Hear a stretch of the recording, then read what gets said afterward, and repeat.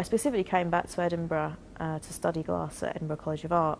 It's the only art college that does an undergraduate degree. The Royal College in London does a master's degree, and it just had a completely different focus on glass as a sculptural medium rather than as a designing material, and that's what I wanted to do.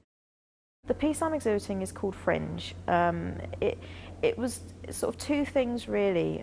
It was really inspired by allotments and by the concept or my own preconceptions of allotments and the fact that they are this sort of representation of a society in very small, sort of close proximity to each other and existing in really tiny little areas of land around the city. The piece itself was also a technical challenge for me to come up with a way of casting things very, very small while still retaining a lot of detail on the interior and the exterior of the cast. So I don't know whether people will actually see that when they see the piece, you know, out.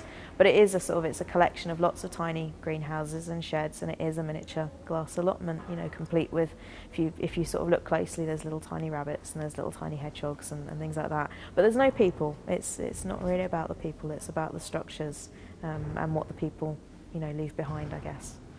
Glass, by the very nature of how it's made, whether it's blown or whether it's in kiln working, uses an awful lot of energy. We use a lot of electricity or gas to fire our kilns and our furnaces.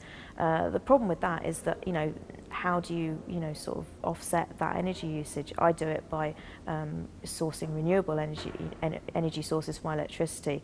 The other way is by reusing as much material as you can, and obviously limiting the amount of material that you use in the first place.